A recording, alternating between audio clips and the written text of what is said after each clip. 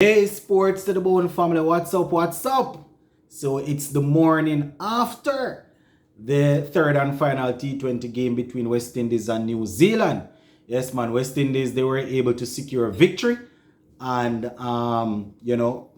we're not going to celebrate too long, my viewers and subscribers, because we know the big test or the big challenge is coming up in a matter of days. The ODI series. Yes, man, points are actually going to be up for grabs, and we definitely want to try and secure that series. So, as much as I know we enjoyed the victory yesterday, we are still very much aware that there are a whole lot of things that needs to be fixed in the team. So, maybe the last thing that we're going to be talking about as relates to this T20 series for now would be those interviews that were actually done after the game. So we had Marlon King, the man of the match, alongside Shamar Brooks, who had his first half century, playing T20 cricket for West Indies. So we're going to take a look at what both men had to say in the interviews as they spoke about the game, and also, they also spoke about the future as relates to the ODI series that is coming up. So we're going to talk about all of that. But before we go any further, as per usual, I got to remind you, my viewers, if you have not yet subscribed to this channel, I don't know what you're waiting on. You need to go right ahead and hit that subscribe button, become a part of the family, Zine. So, as we know, the spin is something that we struggled with throughout the first two T20 games. So that is the first thing that was posted, or the first question was posted to Shamar Brooks. How is it that they planned? How did they counteract the spin? What is it, the sort of plan that they went into the game with? And, knowing that they didn't do so well against the spinners in the first couple of T20 games. You understand? So Brooks was basically saying that it was simple just to try and rotate the strikes, try and make sure that he's never pinned down for more than 3 deliveries or somewhere thereabout in a row. So, it was all about rotating his strike, using the crease and making sure that the spinners didn't get on top of them. He also made mention of Marlon King, who made sure that the spinner did not come in and settle. That is what happened in the first couple of games that Marlon King did not play. Spinners came in and were allowed to settle, and they basically knocked us over pretty quickly. You understand? So, he said that was it. Make sure that he was not, he did not get pinned down. And, he just did his best to rotate the strike and to hand the strike over to Marlon King as he was able to get off to a good start. You understand? He also said that it was key not to take much risk, but also to give himself some time, seeing that it wasn't the highest of scores that they were chasing. Give himself some time to get in, try to rotate, but definitely not take too many risks, According to him, the plan is the same plan as usual, to go out there. Whether it is a high score or a low score, the plan is always to go out there, try and see as much as they can get, as possible in the power play, whether they are chasing down a big one or a small one. Try and make sure that they get as much as possible in the power play.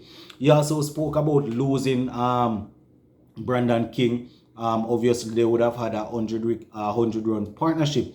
So, when King got out, he spoke to the fact that he actually got some information or some directions from the dressing room that the standing captain Ravman Powell was going to come in, was basically going to try and use a couple of balls to get himself in, and would look to carry on from where Marlon King left off. And his job was just basically to continue to make sure that he's rotating the strike and putting away the bad deliveries when they came in. He's saying that is how he wants to play. He definitely wants to play it in a way where he's there and the team is batting around him. He would have made mention to the couple of times that he got out in the first two T20 games when he was basically out of character, trying to go hard at the bowling. One can remember that second T20 game when the spinner came first ball, he made that whack across the line off the stump. So he spoke to that, saying that he's willing to do anything for the team, but anywhere for the team, play any type of role. But he is probably most comfortable playing that sort of anchoring role and allowing the team to bat around him. You understand? He also spoke about the bowlers coming back in and saying that the bowlers really set things for us. According to him, the team calls Odin Smith the Axe. The Axe, as in the are they say the X? I think the X factor. Yeah, so they call him that because he's definitely coming in. You don't know what he will bring on any given day, but if he comes and he's doing well, then it's definitely going to lift the spirit of the team. So he made mention of Odin Smith coming in and doing some work alongside Akil Hussain, who I think is the number 6 ranked T20 bowler in the world, if I'm not mistaken. So those two guys definitely came in and gave us some much needed help. As it relates to the ODI games that are coming up now, he was just indicating that is Shamar Brooks that he's definitely looking forward to the ODI games. He alluded to the fact that he would have gotten some runs in the last couple of ODI games, and it's just to try and make sure that he continue in the vein of form, or try to improve to make sure that he's getting the team off to a good start, whether he's batting at number 3 or opening. No, he spoke about batting with Shea Hope. He was just saying that, more often than not, when he gets to the crease to bat, Shea Hope is there, and he definitely enjoys batting with Shea Hope. So that is something that they are looking forward to going to his home country, Barbados, for the ODI game that is coming up, I think, on Wednesday. He's definitely looking forward to going out there and continuing where he left off there in that third and final T20 game. So that was Shamar Brooks, who got into the 50s. We also had the man of the match, Marlon King, doing an interview, and he was extremely happy. He was elated, actually, saying that he was really looking forward to playing in front of his home crowd, playing in front of Sabina Park, and the plan was to go out there and to try and put on a show, to play confidently and make sure that the fans that came out to see him were enjoying themselves. He spoke to the fact that his family was actually there, and it's good that he was able to get a half century, but not only get a half century, but to get one in a winning vein. You understand? So yeah, those are some of the things that he's looking for, that he spoke about. Also spoke about going into the ODI games. He's looking to get back into the team in the middle order there, where he's most comfortable. He would have indicated that he's ready and available to bat anywhere from number 1 to 6 for West Indies. Especially, he's playing the opening role in T20s, but in the ODIs, he would have indicated that throughout his career, he's usually playing in the middle order there. So, he's definitely looking to continue this vein of form. And according to him, he would say that the sort of form that he's going through now would be because of his mentality. He's now stronger mentally, and he knows he would have mastered a few things where his game is concerned.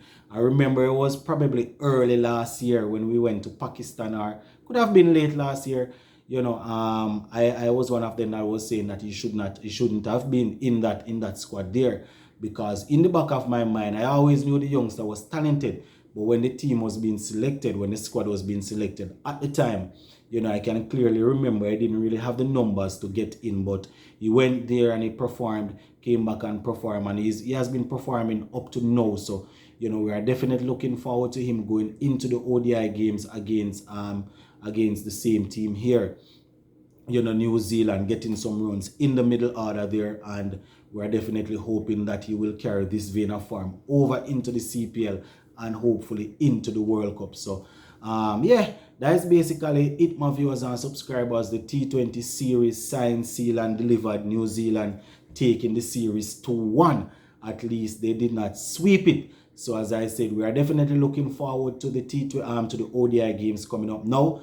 And in short order, I'm going to be giving you guys my playing 11 to see, so you can let me know what you think about it and all of that as we wait for the next game. So yeah, that is it, my peeps. Big up on yourself. Enjoy the rest of the day. I'm out.